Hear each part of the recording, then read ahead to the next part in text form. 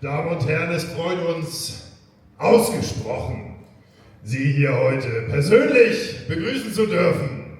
Wenn ich mich einmal vorstellen dürfte, mein Name ist Viktor Blutstein. Und ich bin Elvira Nachtschatten. Guten Tag. Ein Applaus vielleicht? Danke. Ganz groß. Bei Ausgrabungen im Heide Park sind Jahrhunderte alte, vielleicht sogar Jahrtausende alte Ruinen entdeckt worden. Sehr, sehr spannend, sehr interessant, was dort unten so zu sehen ist. Nach, sagen wir, merkwürdigen Ereignissen dort unten haben die Dorfbewohner sich versucht zu schützen. Haben die Dorfbewohner die Gelegenheit genutzt und Touren in den Katakomben angeboten, damit wir den Gästen, wie zum Beispiel euch zeigen können. Natürlich, ihr sollt euch nicht scheuen, sondern wir wollen euch zeigen, was so Schönes, Tolles da unten eigentlich so schlummert. Natürlich. Das wolltest du sagen. Ja, ich wollte sagen, wir haben Touren angeboten, selbstverständlich. Vielen Dank für die Hilfe. Aufgrund dessen haben wir ein freundliches Team zusammengestellt. Ein kleiner Applaus bitte. Nein, so viel haben wir auch.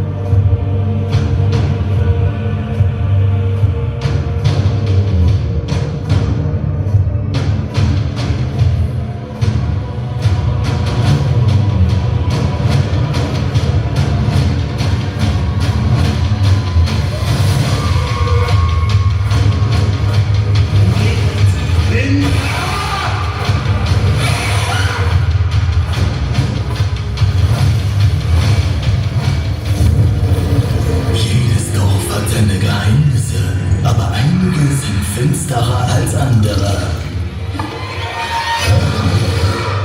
Dämonen Gruft, neu im Heide Park Resort.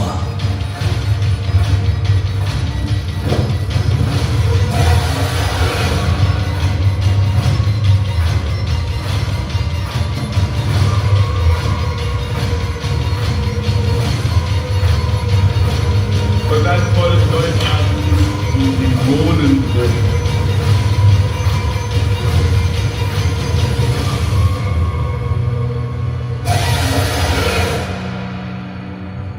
Herzlich willkommen zur großen Katakomben-Tour.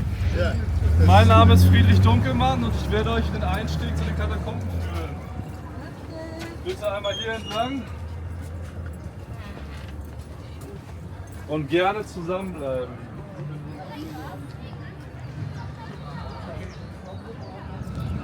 Eins, zwei, drei, vier, fünf, sechs, sieben, acht. 8 wertvolle Seelen. Wir freuen uns.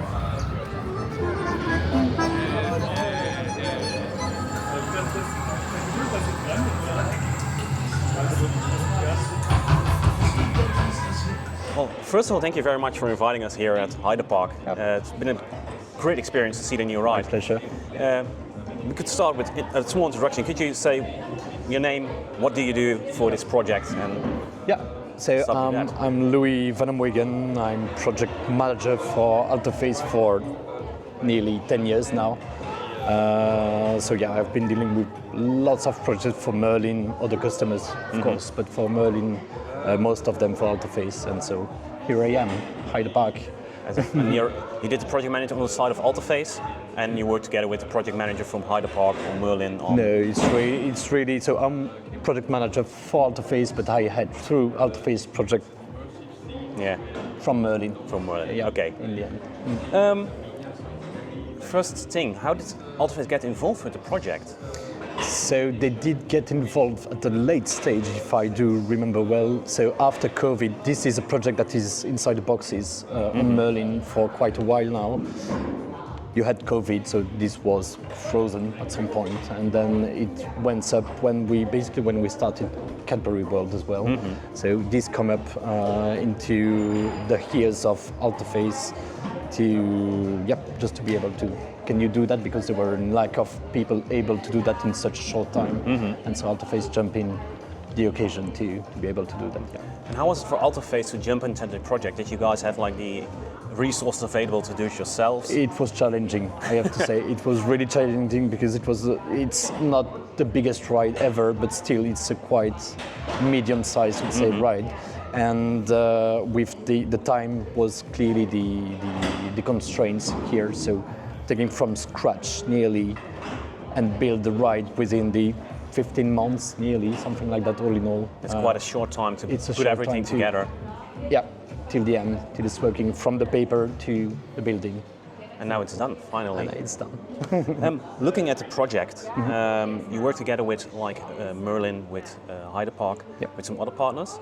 How was it working together with those people? Was it like a new experience for Alterface to do it in that group, or? You've got clearly you can find a line in Merlin's, for example, because we are working here for Merlin, can find a line in their management and how they do process their projects. So there is a common line, even for the smaller project or the bigger project, you've got a following line guideline. So it was, as I did work before for smaller ride for them, so it was quite easy to jump in because I knew already. Yeah, because you knew what to expect from Merlin as a partner because they did it the same way every time. It's nearly the same way, clearly. Probably the expectations for bigger strides are higher, but there's a lot more people involved, a lot more stuff happening around. Yeah, exactly. More people, more money, more time to do something, to design, to work on it. Yeah, exactly. But in the process, it was just fine. So it was nice slide to get up there. If you look at the partners that you work with, how much influence did you have on the partners in the end which work with you on the project?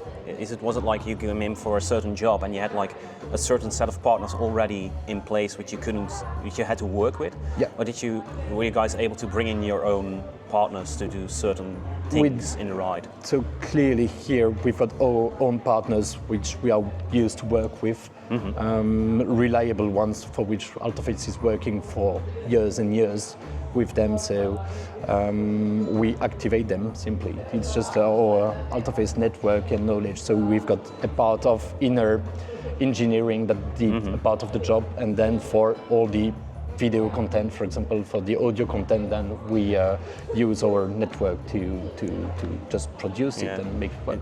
Just like any other project, you guys go to your partners like, hey, we have something new for you guys, we need this and this, and they just start rolling out production for you. Yeah. So obviously being into the industry, you end up with reliable partners, and that's how you are able to deliver something that you are trusting in. Yeah, because you know what you can expect from the partners you're working with, and they know what to expect from you. That's working both ways, clearly.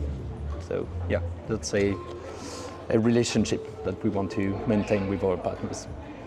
Thank you very much. This one is a bit weird for Alterface. If you look at the types of rides that Alterface works on, generally, mostly it's interactive dark rides. I mean, everyone knows the standard Alterface gun, which is used in interactive dark rides.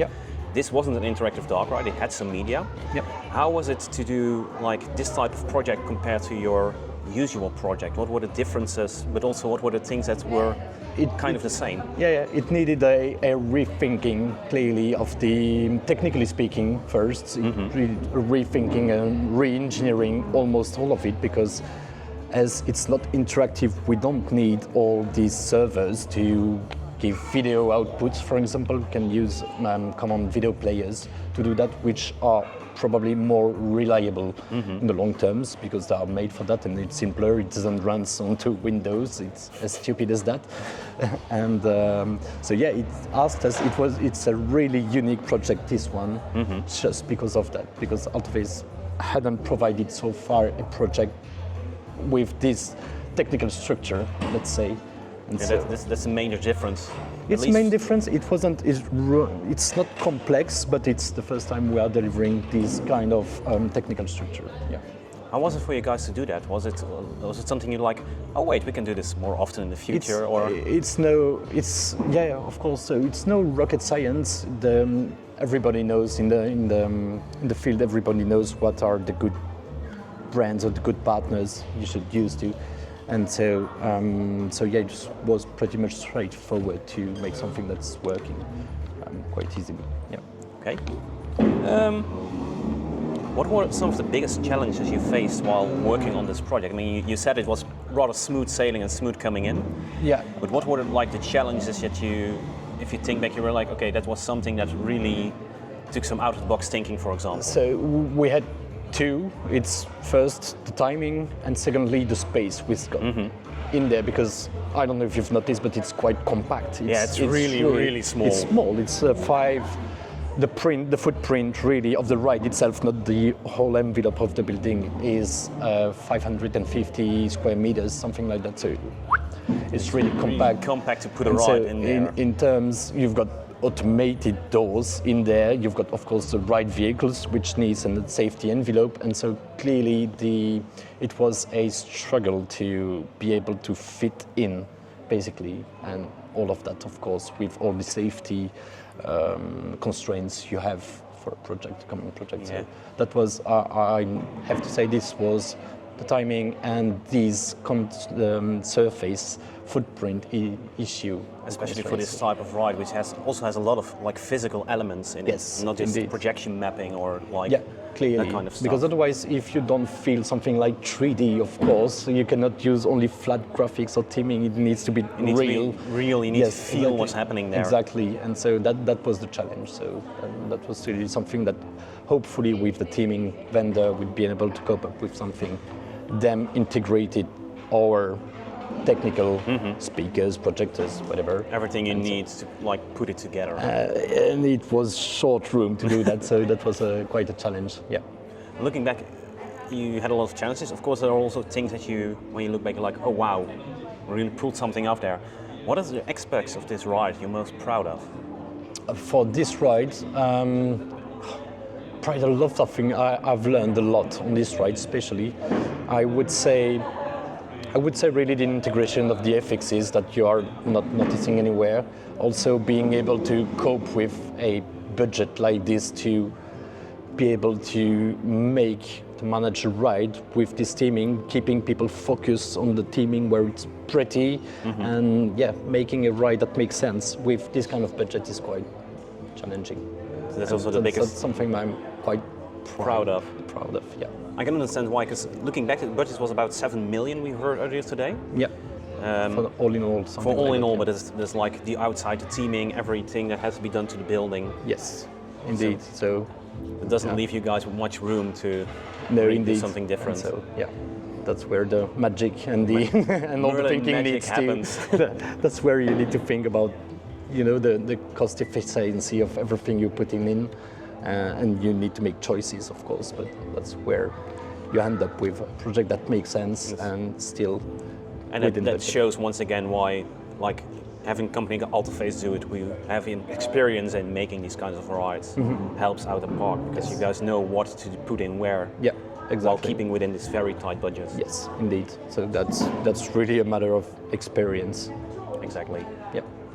In that case, thank you very much for your time, for the interview. My pleasure. About Dämonen Gruft in Heide Park, which we're very near to. So thank you. Thank you.